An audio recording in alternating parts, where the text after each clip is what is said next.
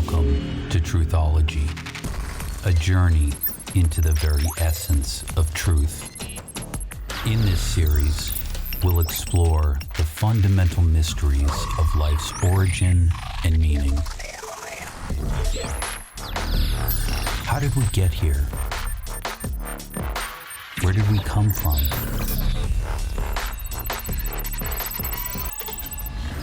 What brought us into existence? What is our relationship to reality as a whole?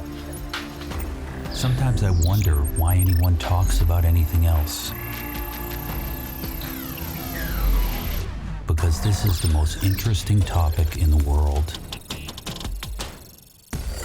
If you're listening to this and you think that knowing the answers to these questions with certainty, to really have proof, is impossible,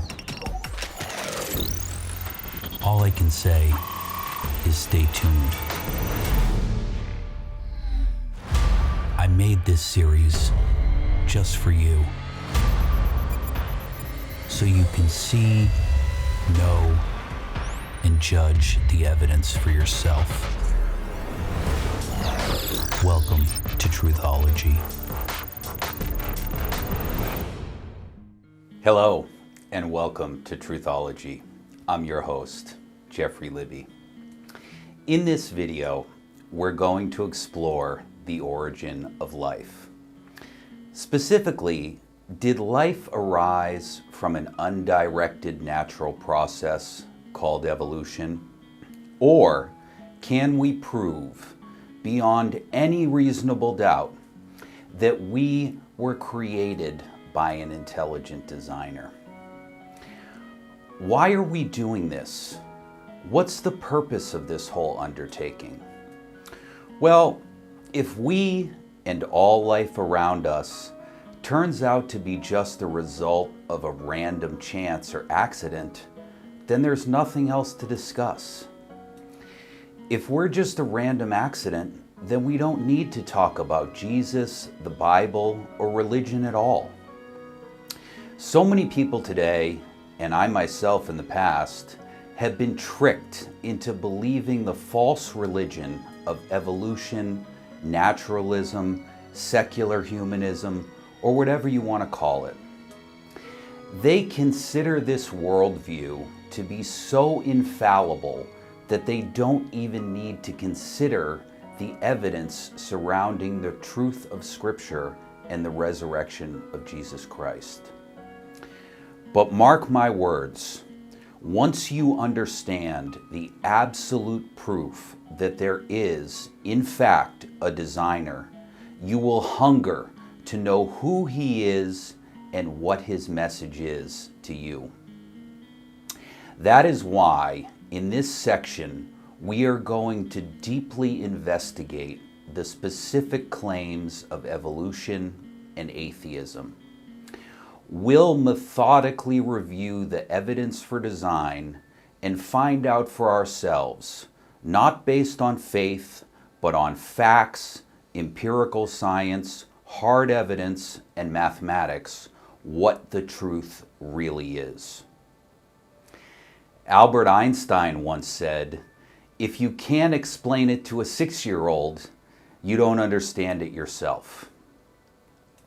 In this spirit, I've dedicated many years of my life to studying and understanding these complicated subjects thoroughly so that I can explain them to you as simply as humanly possible. While the topics we'll be discussing can admittedly be complicated and technical in nature, I'm going to break them down step by step in simple and easily understandable terms. That way, in the end, rather than taking my or anyone else's word for it, you'll actually understand these things for yourself. So, let's get right to it, shall we? If you ask many people, what is the origin of life?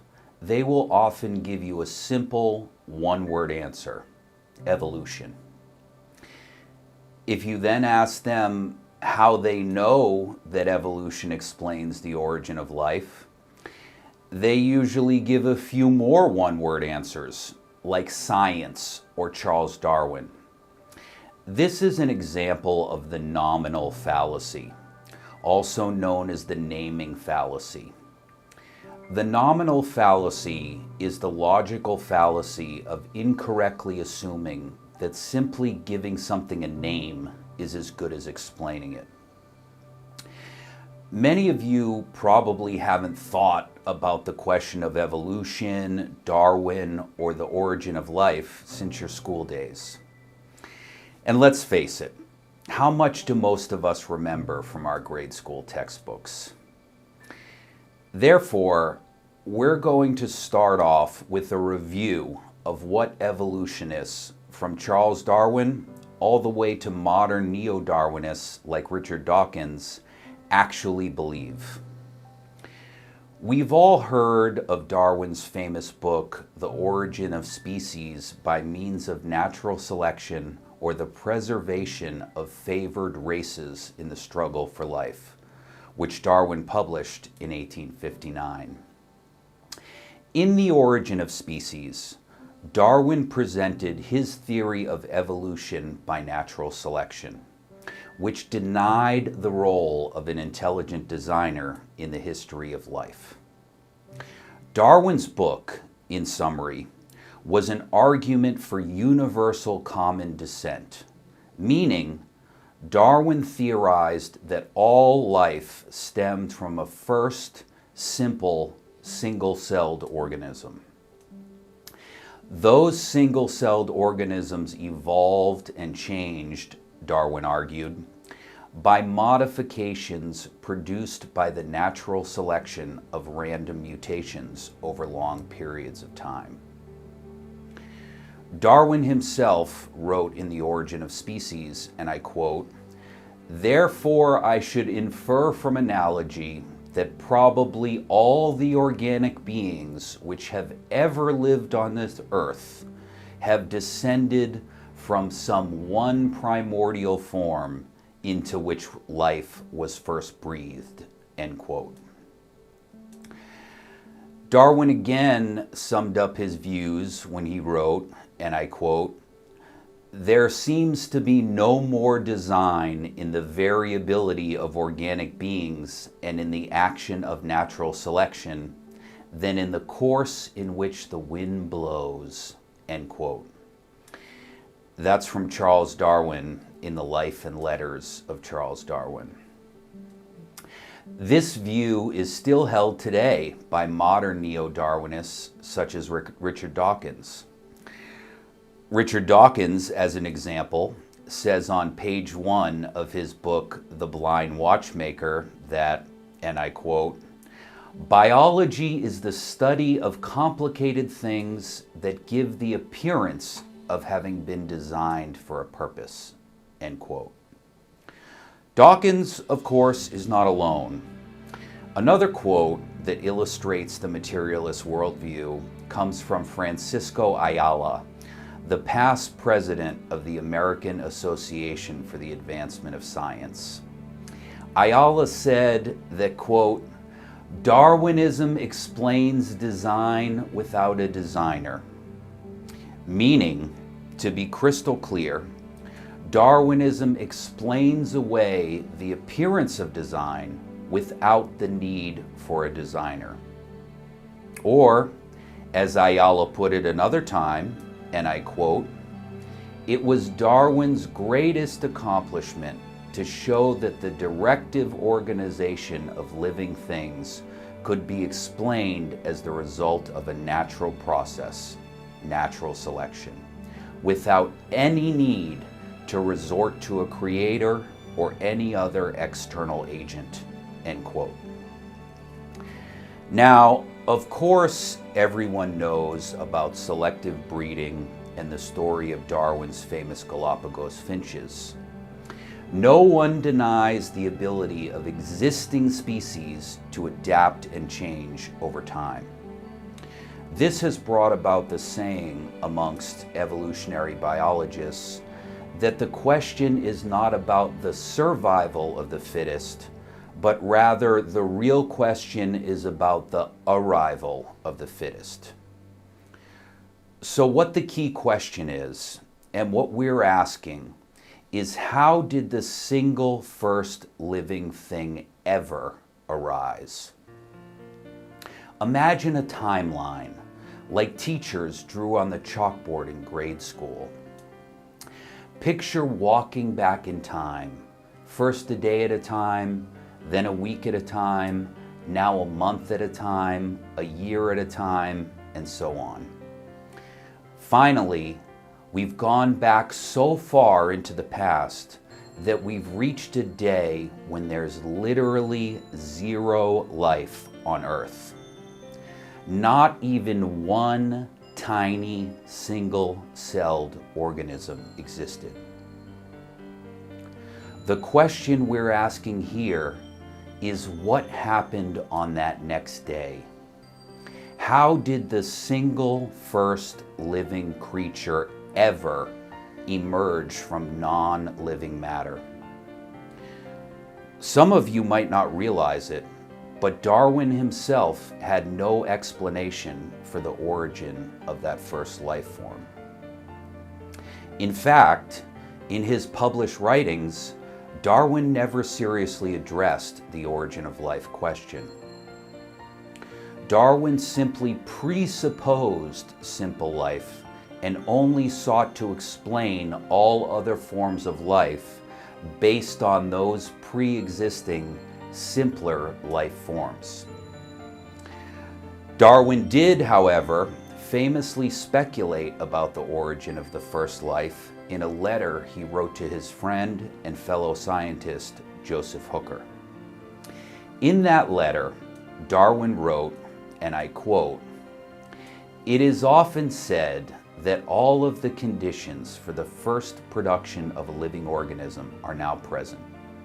But if, and oh, what a big if, we could conceive in some warm pond with all sorts of ammonia and phosphoric salts, light, heat, electricity, etc. present, that a protein compound was chemically formed, ready to undergo still more complex changes," end quote. That's from Charles Darwin's letter to Joseph Hooker in 1871. That was Darwin's famous warm little pond letter.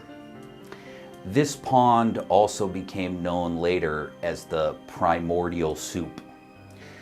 Many people today still think this is the way life first began. Although it was absent from his published works, Darwin also addresses this issue of first life in a letter to Hooker dated March 29, 1863.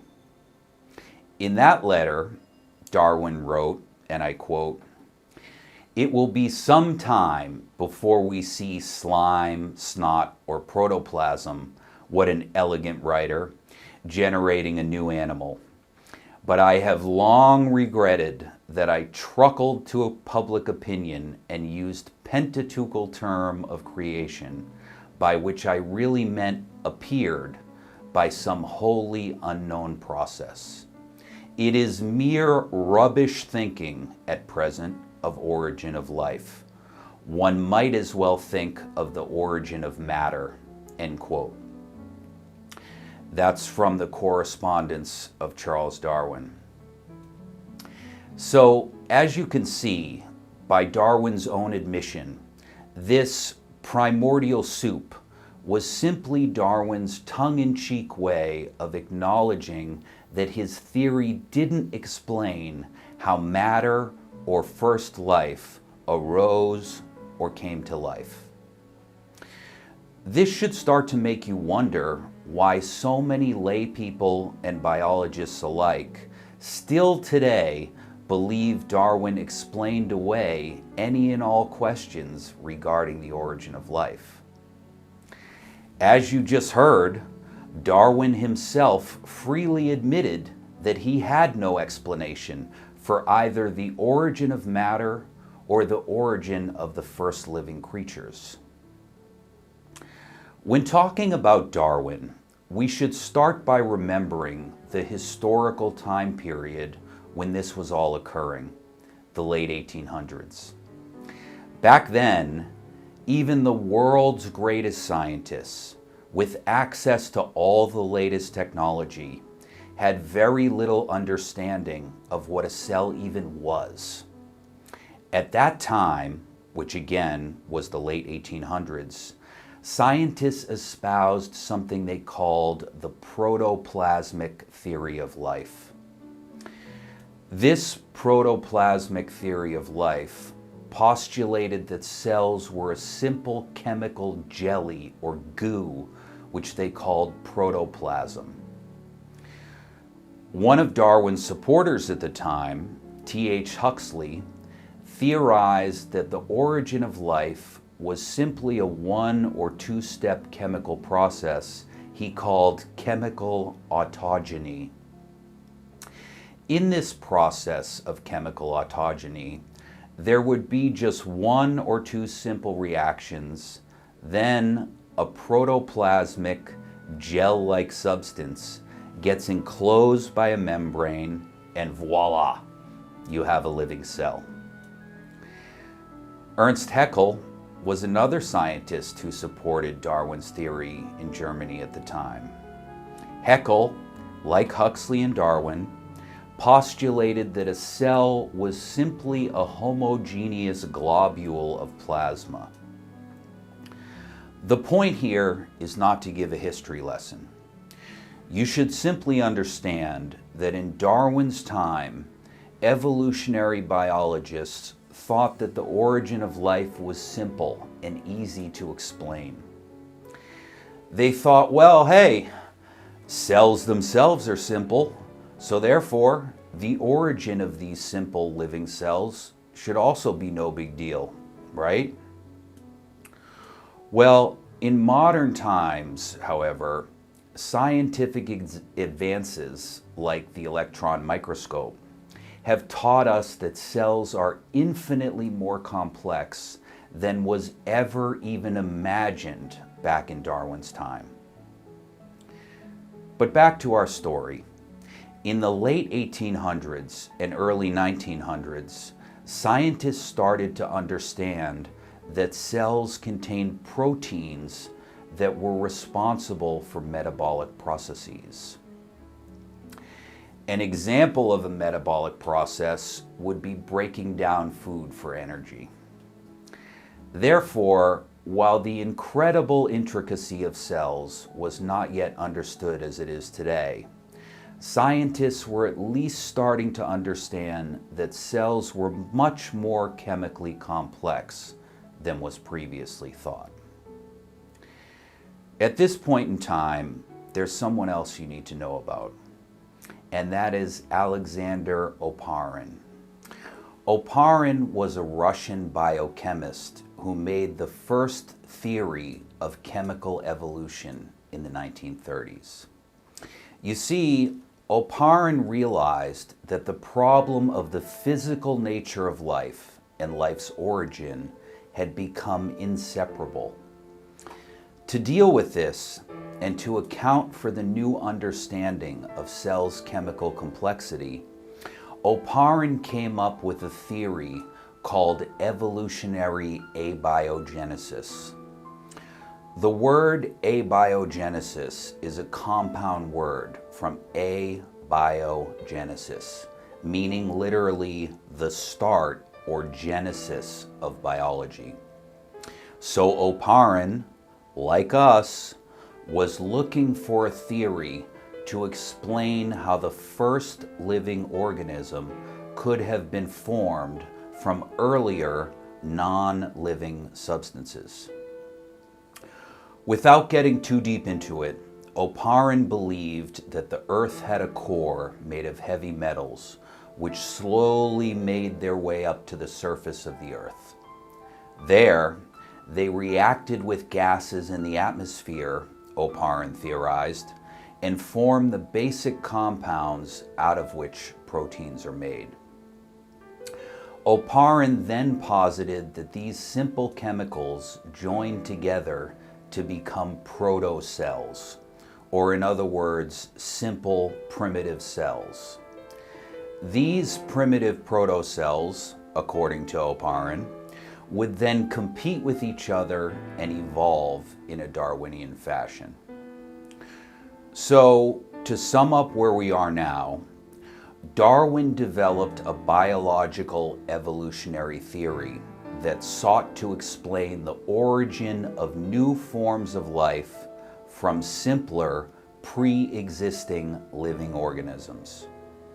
Oparin's chemical evolutionary theory, in contrast, tried to explain the origin of the first living cell from simpler, pre-existing, non-living chemicals.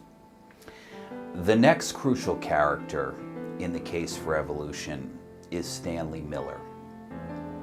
Miller was a chemist working at the University of Chicago in the 1950s who attempted to confirm Oparin's theory of abiogenesis via an actual physical laboratory experiment.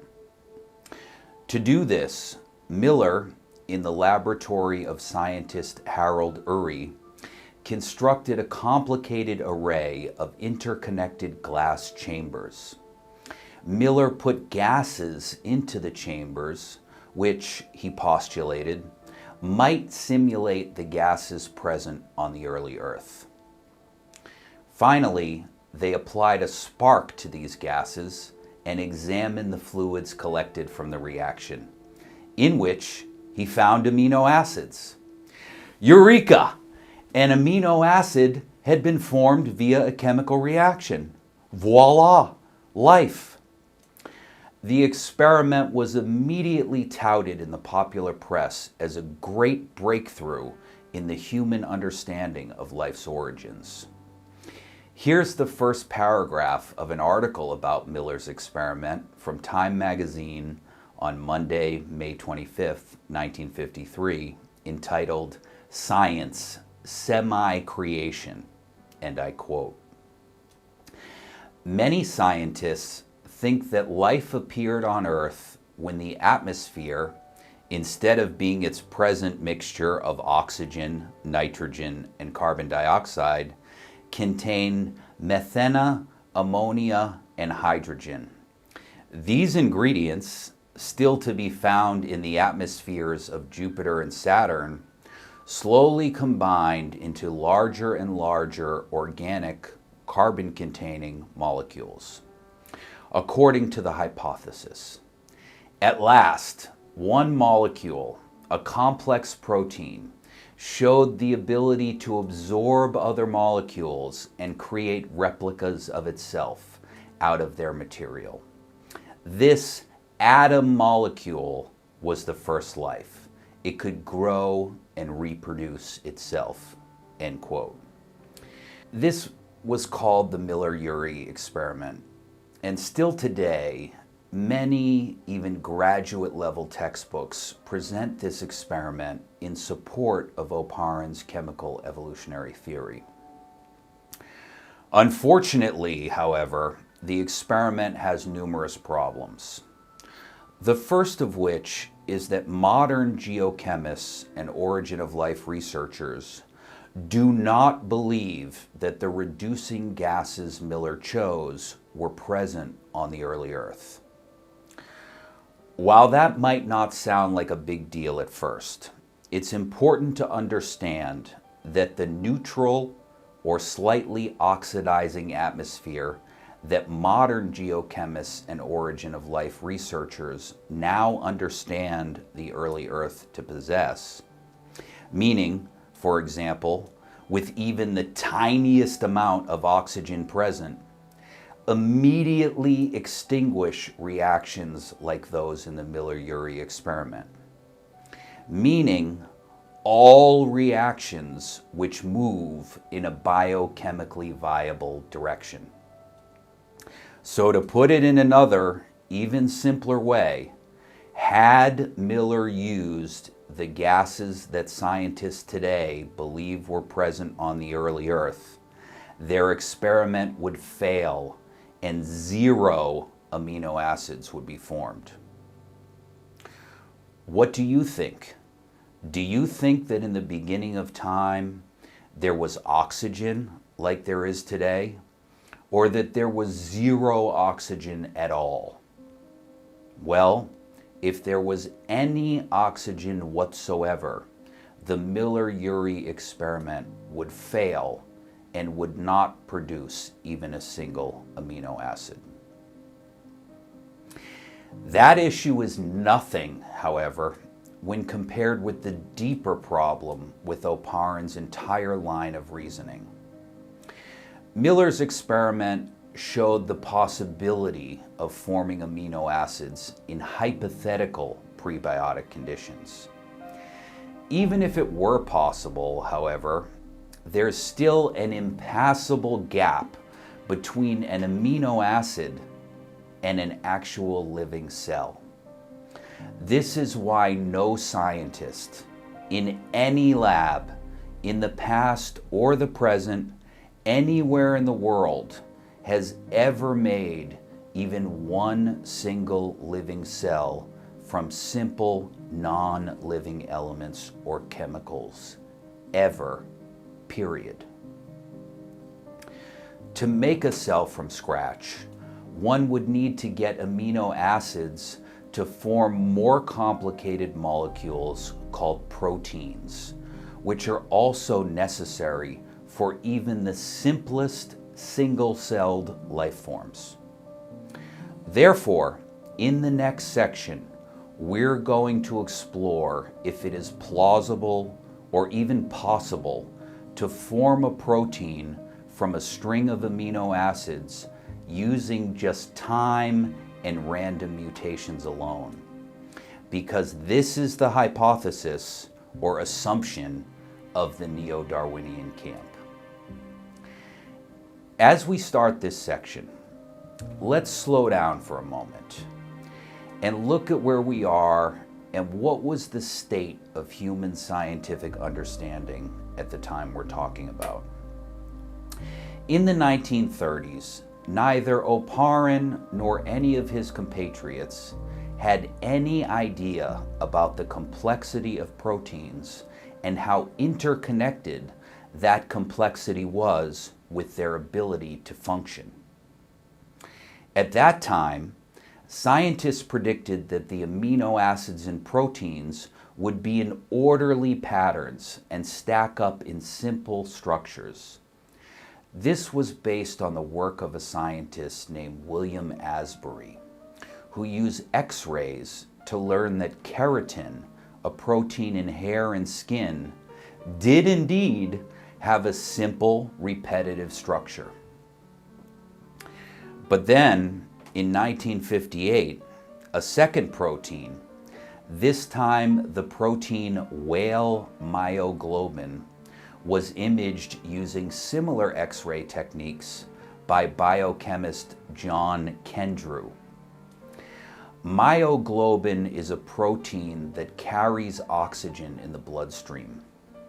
But the reason why we're talking about it is that, much to the scientists' surprise, they found that it had a unique, complicated, asymmetrical, and three-dimensional shape.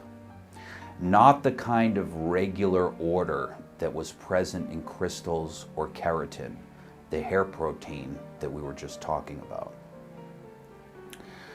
So wait, hang on a second, you're probably thinking. Why are we talking about whale myoglobin and hair proteins again? The key takeaways are that Kendrew learned that most proteins fold into different and complex shapes, unlike the simple repetitive structure that Asbury found earlier in keratin. This is hugely important because it was the discovery that the shape a protein is folded into determines its functionality. Furthermore, what determines the shape into which the protein folds is the specific sequence of the amino acids.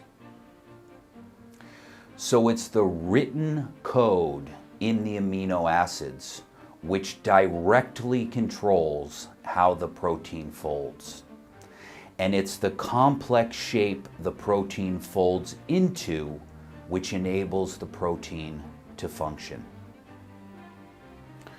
Okay, that is so important, I'm going to say it again to be crystal clear so you fully understand it. The shape a protein is folded into is what determines its functionality. Furthermore, what determines the shape into which the protein folds is the specific sequence of amino acids. So it's the written code in the amino acids which controls how the protein folds. And it's the complex shape the protein folds into which enables the protein to function.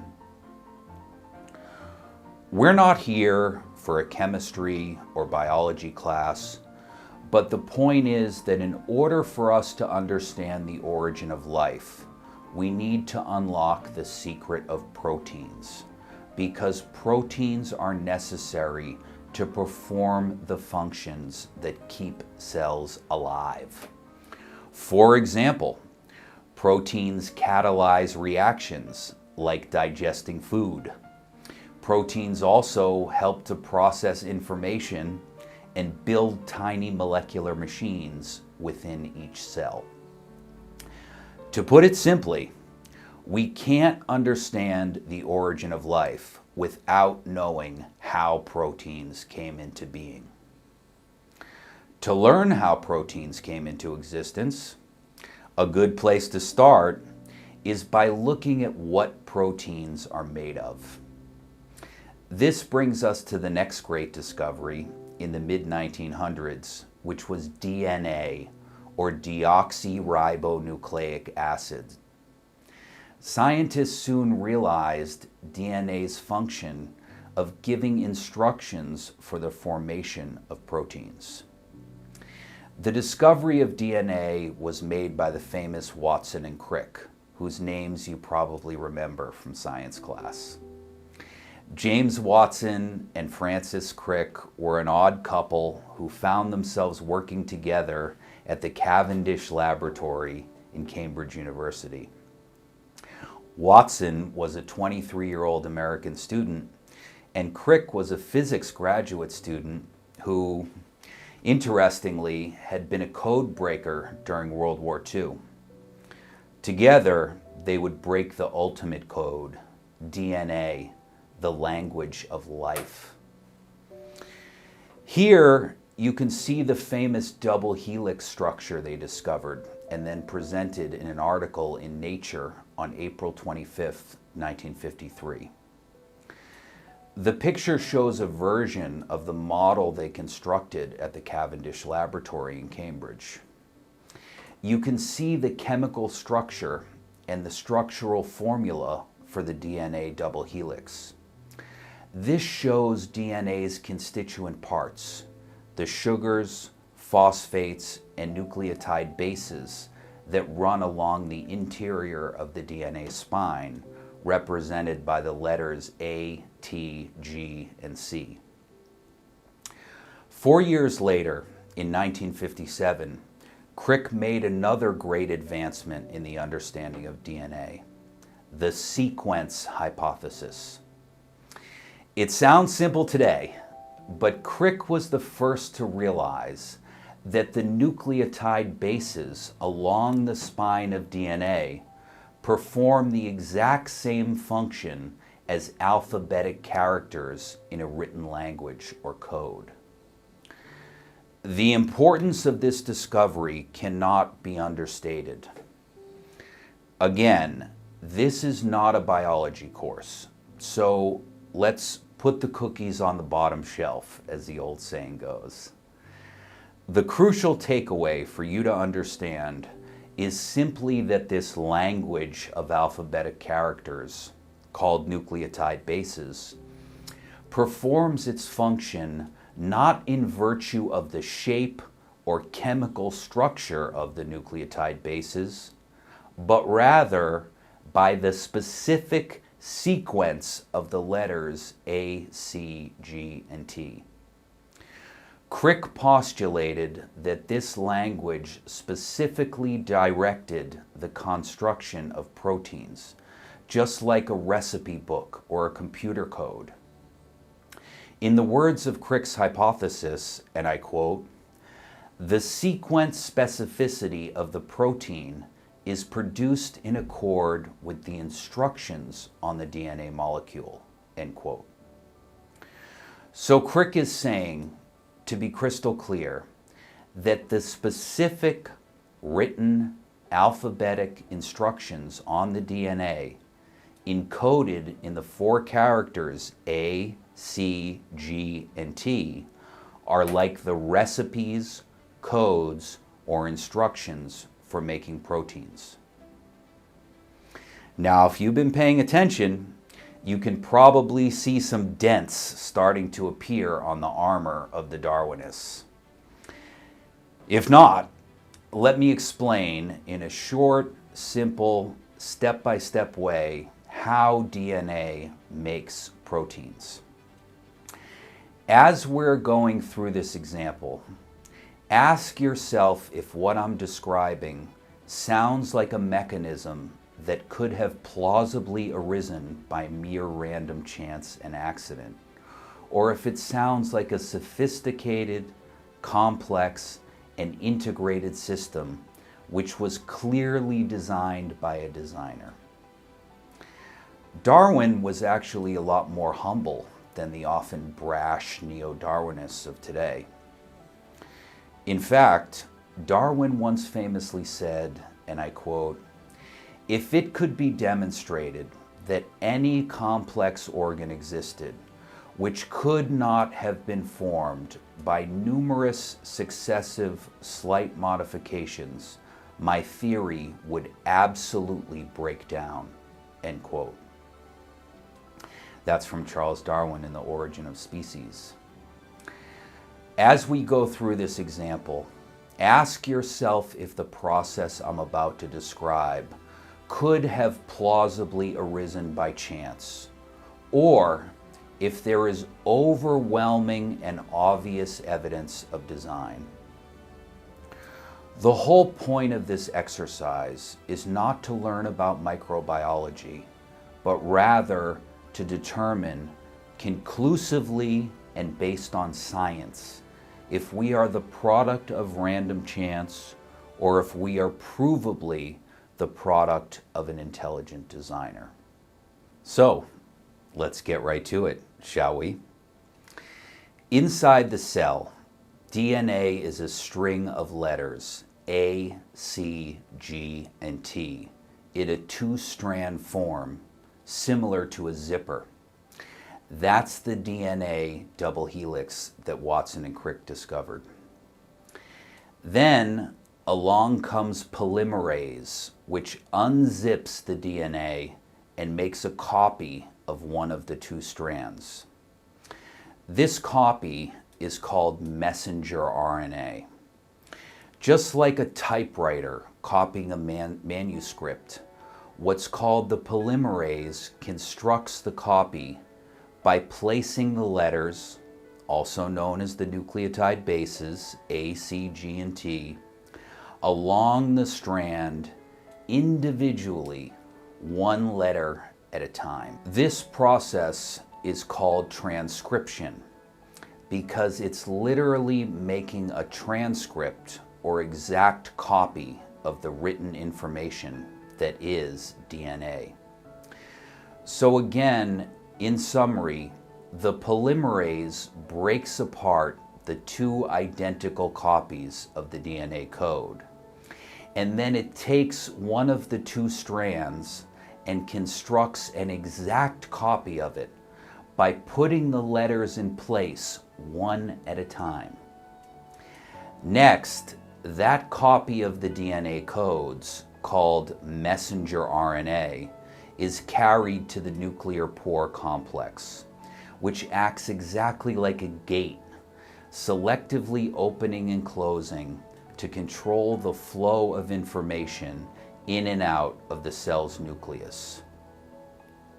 Finally, the messenger RNA is brought to its destination, the ribosome. The ribosome builds a customized string of amino acids based on the instructions on the transcript, also known as the messenger RNA. The amino acids the ribosome builds are then picked up by the messenger RNA, which acts just like a little delivery truck. To construct the proteins, the custom-made sequence of bases is taken to a barrel-shaped machine, which then folds the proteins into the exact and complex shape required for them to function. After the chain is folded into the precise shape needed to form the protein, it gets spit out of the machine and released through another gate into the outer cytoplasm of the cell to do its job. Again, the primary subject we're discussing here is not biology, but theology. It's not the mechanics, but the meaning that we're after. So, what's the key that we can now take away from understanding the basics of how a cell functions? Unlike scientists in Darwin's day, modern scientists, and now you as well, understand that cells are not simply blobs of protoplasm. They're more like complex factories, full of micro machines made of proteins. These proteins, in turn, are literally constructed based on the exact written instructions or codes in DNA. This should make it clear as day that the question we're faced with as we look at the origin of life is, what is the origin of the information or language of DNA? This is not Jeff making this theory up. It's so obvious that even the most staunch evolutionists cannot deny the uncannily identical functionality of DNA to letters or machine code. For example, Bill Gates said that, and I quote, "DNA is like a computer program, but far, far more advanced than any software ever created," end quote. In another example, outspoken Oxford atheist Richard Dawkins, testifying against interest, writes, and I quote, "After Watson and Crick, we know that genes themselves, within their minute internal structure, are long strings of pure digital information. What is more, they are truly digital in the full and strong sense of computers and compact discs, not in the weak sense of the nervous system. The genetic code is not a binary code as in computers, nor an 8-level code as in some telephone systems, but a quaternary code with 4 symbols. The machine code of the genes is uncannily computer-like. Apart from differences in jargon, the pages of a molecular biology journal might be interchanged with those of a computer engineering journal. Our genetic system, which is the universal system of all life on the planet, is digital to the core," end quote. So now you see why everyone on both sides agrees that to find the origin of life, you need to explain the origin of the language or codes of DNA. Therefore, let's now analyze and compare the competing explanations for the information-bearing properties of DNA. The basic explanation of atheists and neo-Darwinists is pure chance and dumb luck, even still today. This view was epitomized in the 1950s by a Harvard physicist named George Wald, who said, and I quote, "Time is in fact the hero of the plot. Given so much time, the impossible becomes possible. The possible becomes probable, and the probable virtually certain. One only has to wait. Time itself performs the miracles," end quote. This view was further elucidated in the 1970s by Albert Leninger, who said in his classic textbook Biochemistry, and I quote, "We now come to the critical moment in evolution in which the first semblance of life appeared. Through the chance association of a number of abiotically formed macromolecular components to yield a unique system of greatly enhanced survival value," end quote. As eloquent and scientific as that may sound, no serious origin of life researcher today thinks that chance alone can explain the origin of life. When you stop and think about it, we all know this intuitively. Ask yourself, for example, could a monkey or a machine randomly pressing keys on a typewriter produce Romeo and Juliet? Of course not. This impasse was recognized in the 1970s by Scottish origin of life researcher Karen Smith, who wrote that, and I quote, "Blind chance is very limited. Low levels of cooperation, blind chance, can produce exceedingly easily the equivalent of letters and small words. But he becomes very quickly incompetent as the amount of organization increases. Very soon indeed, long waiting periods and massive material resources become irrelevant," end quote. What Karen Smith is saying, to be crystal clear, is that while, for example, a monkey typing might get lucky with a few small words like I or me, it will never produce Romeo and Juliet, no matter how many millions of years you have to try. Similarly, it's just as glaringly obvious that it's impossible for the precise codes of DNA to ever be constructed by mere chance alone. In English, we intuitively know this and can demonstrate it easily just by pressing the keys on the keyboard randomly and seeing how many words come out.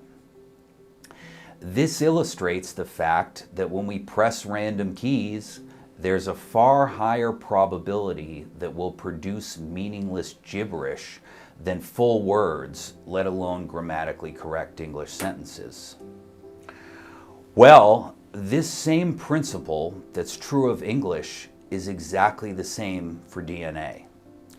The only difference is that the problem is even more pronounced in the genome than it is in spoken language. The average number of letters in an English word is 4.7. We know intuitively that even to get these 4 or 5 letter combinations consistently by random chance is totally impossible. Well, let's look at the kind of chances we're dealing with inside the cell. Proteins are made of amino acids, and there are 20 protein-forming amino acids. So for a hypothetical protein with just 2 amino acids, you would have a 20 squared, which is 20 times 20, or 400. So you would have a 1 in 400 chance of getting the combination for that protein with 2 amino acids at random. Real proteins, however, are made of not just 2, but hundreds of amino acids. For the sake of example, let's look at a relatively short protein with only 150 amino acids. In each of the 150 positions, then, we can put any of our 20 amino acids. Therefore, the odds of us getting the combination correct are 1 in 20 to the 150th power. So this means 20 times 20 times 20, 150 times. Expressed in base 10, that would be 10 to the 195th power, or 10 with 195 zeros after it. This is what scientists call the combinatorial problem. The combinatorial problem is the problem that the chance or probability of getting a functional sequence of codes by random chance is so minute as to be scientifically, mathematically, and empirically impossible and literally absurd. To wrap our heads around just how insurmountable this combinatorial problem is, let's put the chance of 1 in 10 to the 195th power, which, remember, is your chance not of making a full living cell, but rather it's your chance of just making one single simple protein by luck, into perspective. I can remember going to the horse track as a young man where a bet with long odds would be on a horse with a 1 in 10 chance of winning. With proteins, understand you have a bet, which is if you can make a functional protein by chance, and the odds of you winning that bet are not 1 in 10, like the bet on the horse, but 1 in 10 with 195 zeros after it.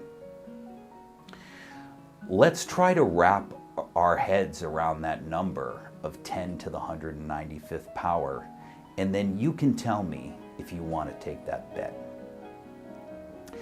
Consider the atom, the smallest unit of ordinary matter.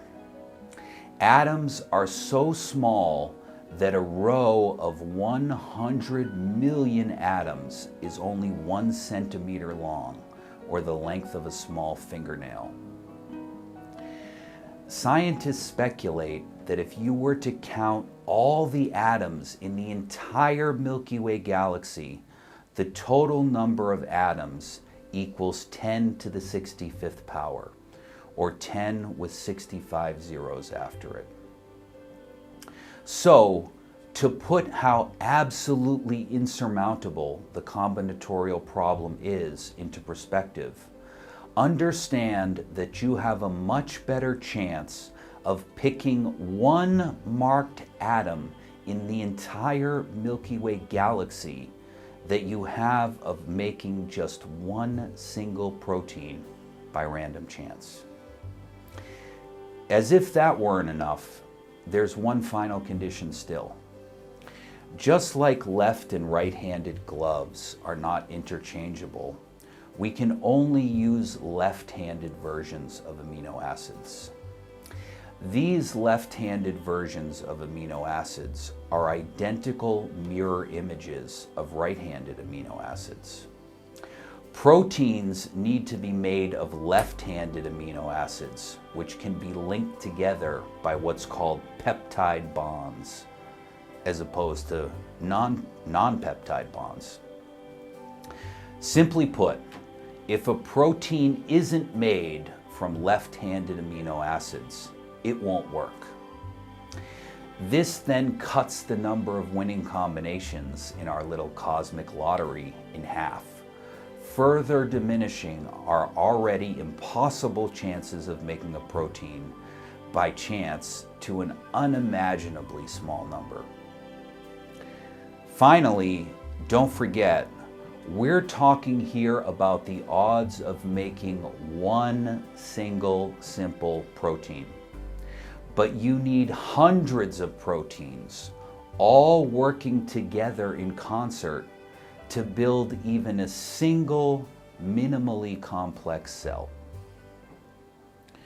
From what you understand now, do you still believe that could happen by chance alone?